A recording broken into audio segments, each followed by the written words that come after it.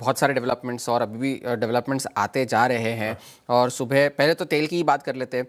तेल ब्रेंट अभी इस वक्त जो है $100 के नज़दीक है। थोड़ा सा कूल ऑफ ऊपरी स्तर से हुआ है, $99 तक तो गया था, अब जा करके फिर से 97 तक तो पहुंच गया है। और WTI जो है फिर से $90 पर आ गया है, 93 तक तो गया ही था आज सुबह अर्ली ट्रेडिंग में। तो पहले तो वो बात है। बावजूद इसके कि कल इंटरनेशनल एनर्जी एजेंसी ने 400 मिलियन बैरल इमरजेंसी रिजर्व्स को रिलीज करने के प्रस्ताव को मंजूरी दे दी कि वो मंजूर रिलीज करेंगे। और साथ ही साथ आज सुबह यूएस ने भी ये ऐलान किया कि अपने स्पेशल पेट्रोलियम रिजर्व से, वो स्ट्रेटेजिक पेट्रोलियम रिजर्व से 172 मिलियन बैरल्स को रिलीज करेंगे। और इसके बावजूद तेल की कीमतों में जो है वो इजाफा है। वो इजाफा इसलिए है क्योंकि पहली खबर तो ब्लूमबर्ग के हवाले से ये आ रही है कि इराकी वाटर्स में 2 ऑयल टैंकर्स पर आज सुबह हमला हुआ है और 2 जो वेसल्स है वो प्लास्टिक जो है इंटरमीडिएट नाफ्ता वो लेकर जा रहे थे और उससे स्टेट के जो इराक के जो ऑयल टर्मिनल्स है वहाँ पर कामकाज को बंद कर दिया गया है एज अ प्रिकॉशनरी मेजर। तो पहला तो ये एक वजह है। और कल भी 3 कार्गो जहाज़ों पर हमले हुए थे। एक तो स्ट्रेट ऑफ हॉर्मुज़ में हुआ था, दूसरा जो है वो यूएई के तट पर हुआ था। तो उन हमलों की वजह से तेल की कीमतों में फिर से जो है वो रिकवरी हो रही है।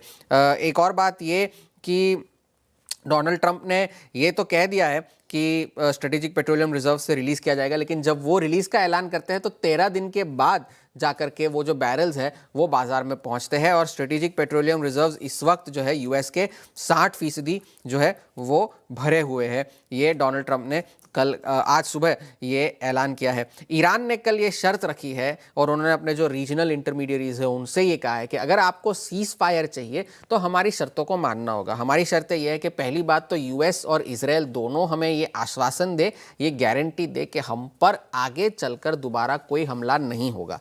ये पहली गारंटी। दूसरी गारंटी ये कि आप जो है जितना नुकसान हमारा हुआ है आपके हमलों की वजह से उसकी आप भरपाई करें, ये उन्होंने कहा। और तीसरा कि हमारे जो लेजिटिमेट अधिकार है उन्हें रिकग्नाइज किया जाए, उन्हें माना जाए और आइंदा हमारे ऊपर कोई हमला ना किया जाए। ये शर्तें ईरान ने रखी है अगर वो युद्ध विराम चाहते हैं तो। और इस वजह से इस वक्त फिलहाल पूरे वेस्ट एशिया में काफ़ी सारी अनिश्चितता बनी हुई है। कल दुबई एयरपोर्ट पर भी जो है कामकाज कुछ देर के लिए रोक दिया गया था क्योंकि ड्रोन के हमलों में 4 लोग घायल हुए थे। गोल्डमैन सैक्स और सिटी ने तो अपने स्टाफ को भी बोल दिया कि भैया निकल जाइए वहाँ से एज अ प्रिकॉशनरी मेजर। तो फिलहाल के लिए तो युद्ध के डेवलपमेंट्स तो ये है। और एनालिस्ट भी ये कह रहे हैं कि आईईए और यूएस ने जो फैसला लिया है वो भले ही सप्लाई के लिए ठीक हो, लेकिन उससे जो काफ़ी सारे इश्यूज है वो एड्रेस नहीं होते क्योंकि काफ़ी सारे जो रिफाइंड प्रोडक्ट्स है तेल के, जेट फ्यूल है, ये है वो तो स्ट्रेट ऑफ हॉर्मुज़ से होकर ही गुजरते हैं। अगर वो वहाँ से नहीं गुजरेंगे तो फिर सप्लाई आएगी कहाँ से, ये सवाल अभी भी बना हुआ है। और इस वजह से तेल की कीमतें बावजूद सप्लाई बढ़ने के अभी भी ऊंचे स्तरों पर बनी हुई है। इसका एक और कैस्केडिंग इफेक्ट ये है कि इससे महंगाई बढ़ने के आसार है। कल महंगाई के जो आंकड़े आए वो अनुमान मुताबिक थे। कोर सीपीआई 2.5% पर आई थी, लेकिन अब एनालिस्ट ये कह रहे हैं कि खाद की शॉर्टेज की वजह से जो है लागत बढ़ेगी तो उससे कीमतें बढ़ेंगी और उससे महंगाई बढ़ने का खतरा है। लगभग आधे फीसदी की जो है हेडलाइन इन्फ्लेशन पर इम्पैक्ट हो सकता है। और यूरिया इंपोर्ट्स की जो कीमतें हैं यूएस में ही वो फरवरी 27 से मार्च 6 के बीच का जो हफ्ता था उसमें ही 30% तो बढ़ गई थी। ये एक बात है।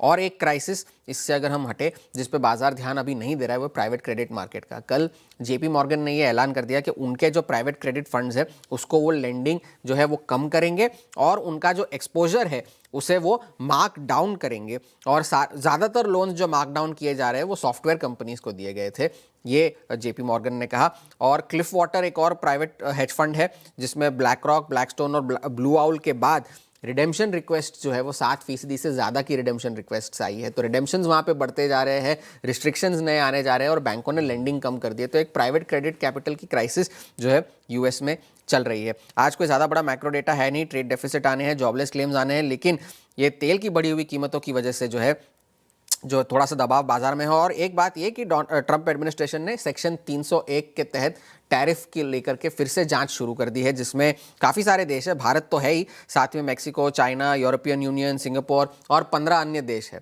तो उस पर जांच चलेगी। अब तक उसका क्या निष्कर्ष निकल कर आएगा ये तो वक्त बताएगा, लेकिन फिलहाल इन सारी चीज़ों की वजह से बाजार दबाव में है।